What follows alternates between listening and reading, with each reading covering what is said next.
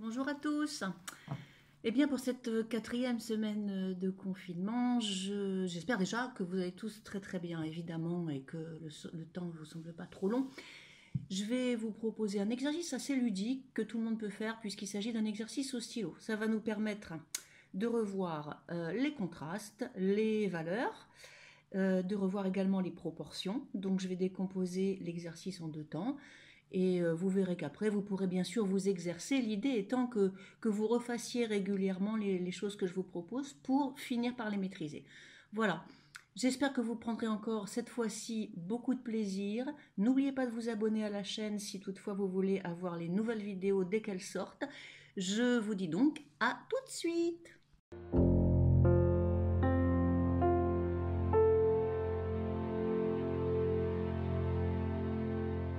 Donc, comme je vous le disais dans ma petite vidéo, on va d'abord refaire un petit point sur ce que sont des valeurs. Les valeurs, c'est aussi ce qu'on appelle le dégradé, c'est-à-dire c'est la couleur qui existe dans un outil donc, et qui va aller du plus foncé vers le plus clair en fonction de la pression que l'on va exercer sur l'objet. Voilà. Donc là, je suis sur un crayon à papier 2B, c'est un crayon assez gras. Sa valeur la plus sombre va être là, c'est-à-dire que au plus fort que j'appuie, ça va être là. Au plus clair que j'appuie, bah, c'est quasiment la couleur du papier. Donc, il faut savoir qu'un dessin, pour être intéressant, il faut absolument qu'il y ait du contraste. Il faut absolument qu'il y ait du noir, du gris et du blanc. Le problème des débutants, c'est qu'ils font tout en gris clair parce qu'ils n'osent pas appuyer et ça donne des dessins fadasses. Voilà. Donc, à partir de là, en fonction de la pression qu'on va exercer sur l'outil, on va avoir un dégradé. Au crayon gris, ce qui est intéressant, c'est que si vous prenez une estompe, vous allez partir du foncé. Et avec l'estompe, vous allez avoir des valeurs claires sans trop vous fatiguer puisque l'estompe va étaler tout doucement le crayon gris. Et donc là, on va avoir des fondus qui sont assez jolis, assez plaisants. Au stylo bille, on ne peut pas faire ça puisqu'on ne peut pas estomper. Donc, la différence, ça va être la pression que vous allez exercer et le nombre de traits croisés que vous allez faire. Pour avoir un sombre avec le stylo bille, on va croiser plusieurs fois les traits dans tous les sens jusqu'à ce qu'on obtienne quelque chose de très très sombre. On peut aller quasiment jusqu'à avoir un noir complet hein, si on veut. Ensuite, pour quelque chose de plus clair, vous voyez déjà on croise moins les traits. Voilà, donc je croise verticalement, je croise horizontalement, je croise à l'oblique. J'essaie de faire des traits réguliers, j'essaie de faire des traits qui soient assez droits. J'évite le côté courbe hein, ou gribouillage. Regardez, tout doucement, on obtient des contrastes qui peuvent être similaires à ceux que l'on utilise avec le crayon gris. Voilà. Et plus je vais aller vers l'éclair, plus mes traits vont être espacés et quasiment pas croisés et presque inexistants. Voyez. Donc toute la subtilité réside dans le fait de croiser plus ou moins les traits et surtout de faire le lien entre les nuances. Par exemple, si j'ai un cercle, magnifique cercle, hein, vous observerez, voilà, si j'ai un cercle et que je fais venir la lumière de ce côté-là, d'accord, toute cette partie va être éclairée et toute cette partie à gauche va être dans l'ombre. Pour avoir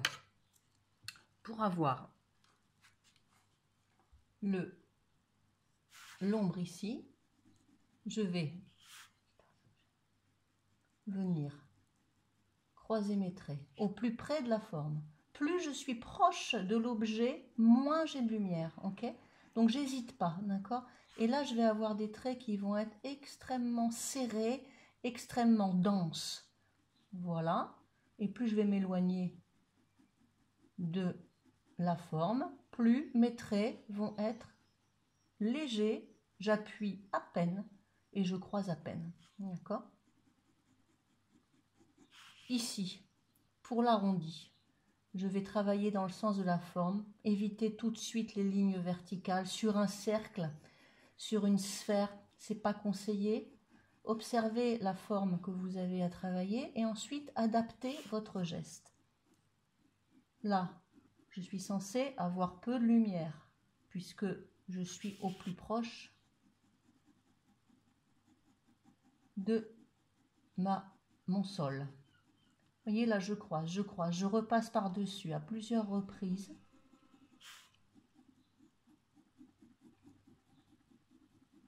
Et je vais ensuite commencer à éclaircir. C'est là que c'est difficile parce qu'il faut passer du foncé au moyen en faisant une jolie transition. Ça, vous voyez, on ne peut pas laisser ça comme ça. Donc, l'idée, c'est d'appuyer de moins en moins fort, de venir alléger le trait et de venir espacer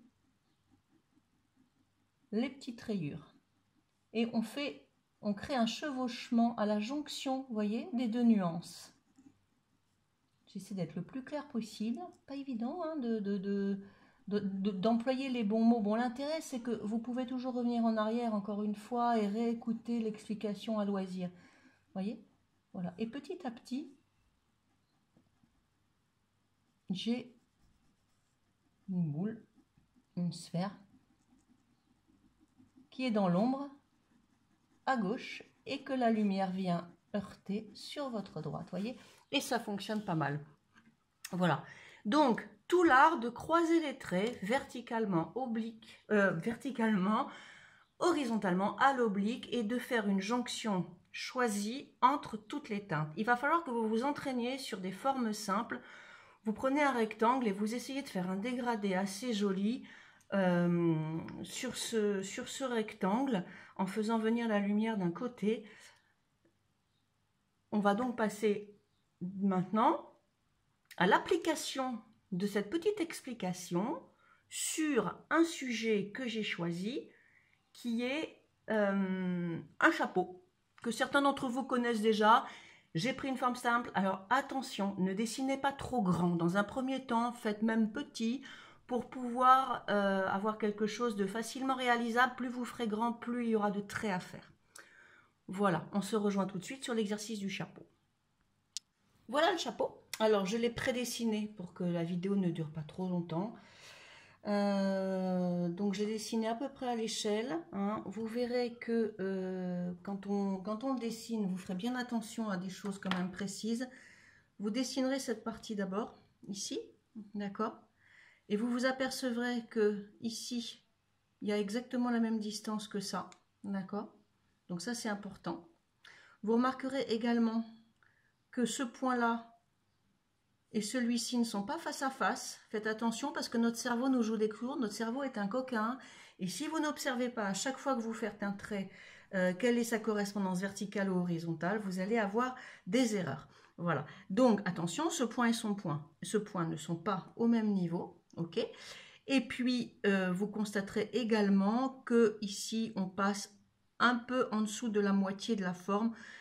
Ici, et ici, on est raccord avec le bout là du rectangle, d'accord? Donc vous allez voir que tout ça va après se mettre en place. On refera un travail sur les proportions, là n'est pas le sujet, mais essayez quand même de faire en sorte que votre chapeau soit à peu près correctement dessiné, d'accord? Bien, donc on va commencer par le travail des traits comme on l'a vu tout à l'heure, hein, d'accord? Donc ici, facile. Ici, on a quelque chose de très sombre. Alors là, je vais m'amuser à croiser les traits dans un sens, puis dans l'autre. Je peux même croiser encore pour avoir un noir quasiment obscur, où il n'y a quasiment pas du tout de lumière qui passe. Vous voyez, ça peut être ça. Ici, attention, là, c'est la photocopie qui n'est pas bonne. On a quelque chose de très marqué. On y va en douceur. Donc là, on va avoir ici une ombre gris clair. Donc, vous voyez, mes traits sont longs. Il y a quelque chose d'assez souple dans mon rythme de travail. D'accord? Sachant que le travail au stylo est un travail de patience, hein, vous vous en serez douté. Et qu'il ne faut pas chercher à aller trop vite. D'accord? Donc là, je vais croiser dans l'autre sens. Je vais croiser dans l'autre sens. Je reviens dessus parce que c'est une valeur qui est beaucoup trop claire. Si je la laisse comme ça ne va pas du tout. Cette valeur, on la retrouvera plutôt par ici. Donc là, je croise à nouveau. Je croise encore. Je vais arriver jusqu'ici. Attention, je croise à nouveau les traits. Si on croise, si on s'arrête trop brutalement, on va avoir une forme géométrique qui va se dessiner à l'intérieur de votre chapeau et ça va vraiment pas être joli. Il faut penser à l'arrondi qu'il y a là, hein, d'accord? Donc, vous voyez là, je suis ici. Je continue à croiser mes traits.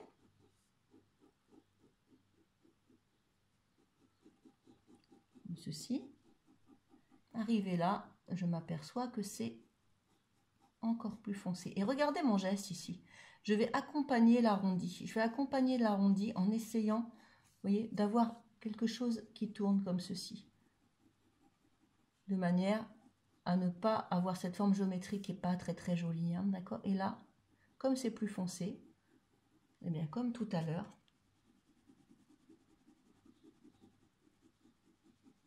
je vais avoir la possibilité de croiser vraiment mes traits au plus possible de manière à avoir quelque chose de très très noir. Si cette jonction ne me plaît pas, je vais retravailler la jonction de manière à passer du moyen foncé au très foncé sans que cela soit trop fort ou pas joli tout simplement. Voilà.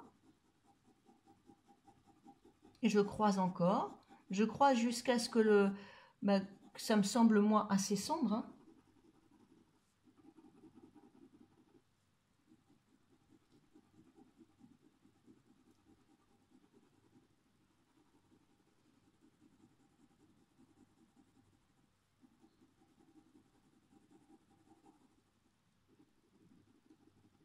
Vous voyez ici,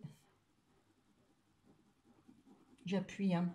Alors, ce que vous ne voyez pas, c'est la pression que j'exerce sur l'outil. N'hésitez pas surtout. Hein, et faites attention, parce que des fois, on veut aller trop vite et on a quelque chose qui n'est pas soigné, qui n'est pas joli. Hein. Plus vous allez passer de temps, plus vous allez soigner vos hachures, plus votre forme sera intéressante, réaliste et assez graphique. Hein. C'est assez sympa de travailler comme ça, moi j'aime bien. Alors c'est un peu long, hein. C'est vrai que quand on travaille sur un visage par exemple de cette manière-là, on passe du temps. On passe du temps parce que chaque détail est important. Et puis le plus difficile c'est de passer du foncé au clair tout en faisant des jonctions propres. Et donc là, je continue. Et là, regardez, je passe quasiment du noir au blanc en une fraction de seconde. Donc là, on est obligé. On est obligé de s'arrêter quasi net. Regardez. Alors là, je fais des tout petits traits. Des tout petits traits ici pour stopper le noir. Et là, je vais faire des tout petits traits très serrés pour avoir encore plus de contraste sombre.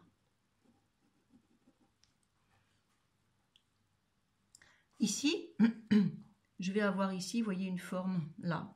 Hein, quelque chose qui donne le creux du chapeau. Donc là, je suis sur quelque chose d'hyper léger. Donc là, j'y vais tout juste, hein, vraiment très light. Et puis là aussi. Là, ici, pardon. Donc là, vous voyez, mes traits sont croisés, mais à peine esquissés, quelque chose de très léger. Par contre, ici, je vais venir foncer un tout petit peu mon pli pour pouvoir amorcer le pli du chapeau, le pli du dessus, justement. Voilà, on est là.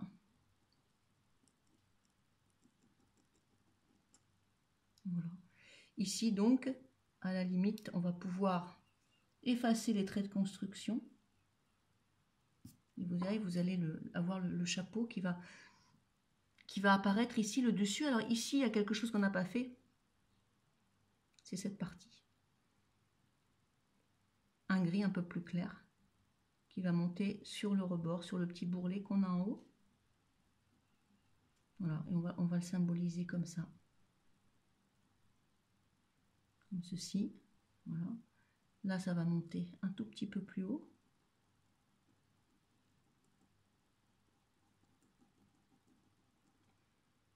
Du coup, on va pouvoir enlever le haut ici, de manière à... Ah, ça a bavé un peu. De manière à symboliser ici le haut du chapeau, ce pli ici, vous voyez, ici je retravaille ça parce qu'on vient en creux comme ceci.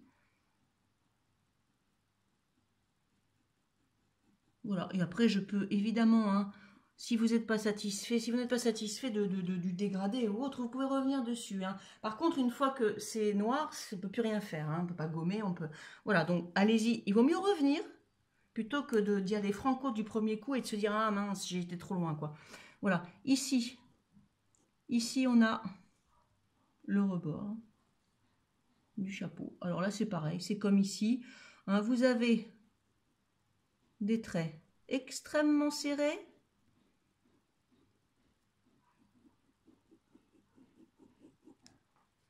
Extrêmement serrés, très très croisés, plusieurs fois. J'essaye de trouver le bon angle. Voilà.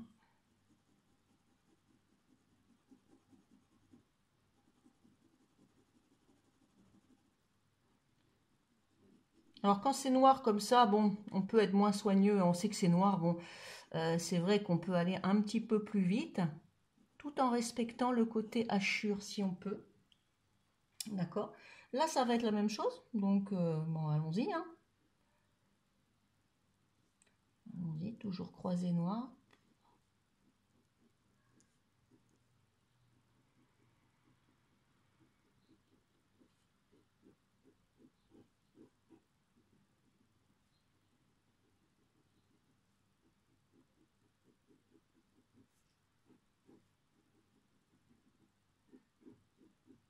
Le rebord du chapeau.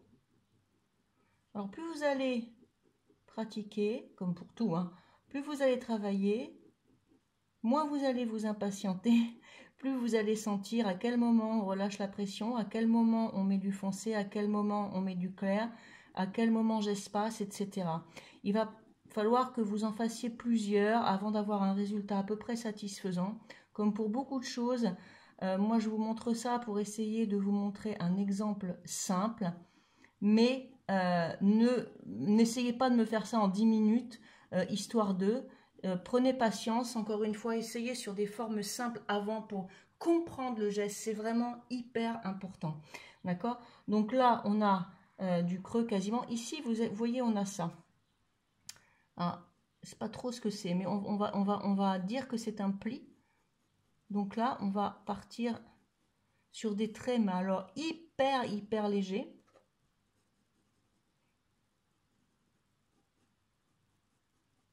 Vous voyez, des traits à l'oblique comme ça qui vont descendre, qui vont se croiser un peu.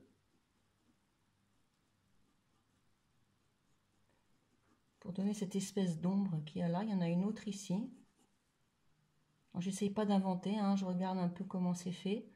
Et puis, j'y vais hyper doucement. J'y vais hyper doucement. Je préfère éventuellement revenir après par-dessus. Parce que sinon, si je fais une bêtise, c'est irréversible. Là, vous voyez une ombre.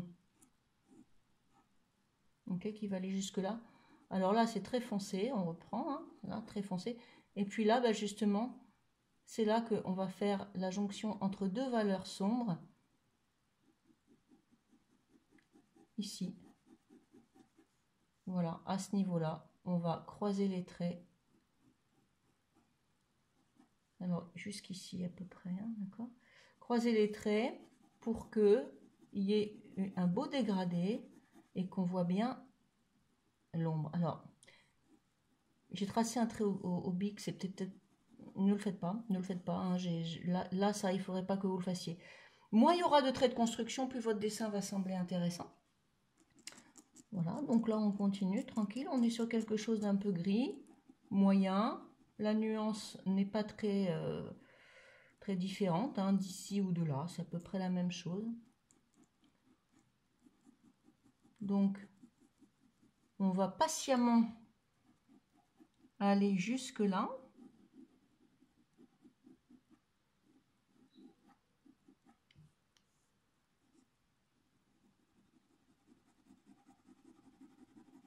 Là.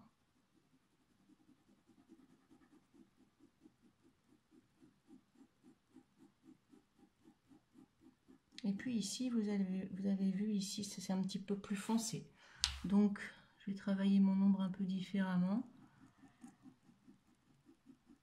Vous voyez, je croise jusqu'à arriver au bord ici du chapeau. Et puis ici, alors là, je vais avoir ce gris qui est moyen un peu partout. Et alors à ce niveau-là, a priori, je vais pouvoir croiser un tout petit peu plus pour avoir une nuance supplémentaire. C'est assez subtil, hein. Donc on essaie tout doucement d'accéder à cette nuance sans qu'il y ait trop de contraste. Il n'y a pas tellement de différence, c'est vraiment très léger. Et alors c'est vraiment ici un travail de patience. Vraiment, il va vous falloir beaucoup de patience pour faire ça. Mais franchement, si vous vous entraînez sur des petits objets pour avoir une satisfaction rapide, vous allez voir qu'au bout d'un moment, c'est très sympa. Et donc là, qu'est-ce que je fais? Comme je suis au stylo, hein, j'y vais. Je marque là. Et puis ici, je vais avoir, c'est pas blanc. Donc j'ai quelque chose de très espacé. Un contraste assez clair par rapport à celui-ci que je peux encore retravailler pour apporter une nuance supplémentaire. Hein. Plus je croise, plus je monte en nuance. Voilà. Ici. Voilà. On est sur quelque chose d'assez graphique. Là, on peut se permettre de mettre les traits de construction. Voilà. Voilà le résultat. Bon, voilà, c'est un petit exercice rapide que j'ai essayé de faire avec vous. J'espère que ça ne vous a pas trop ennuyé. L'intérêt, c'est vraiment de faire plusieurs fois. On a quelque chose d'un peu bande dessinée, très graphique, très gestuel. C'est vraiment un truc intéressant à faire et je vous invite à essayer et à essayer encore. Voilà, on se retrouve la semaine prochaine pour un autre pas à pas. Je ne connais pas encore le contenu, mais ce sera la surprise comme d'habitude. Très bonne semaine à vous, à bientôt et prenez du plaisir.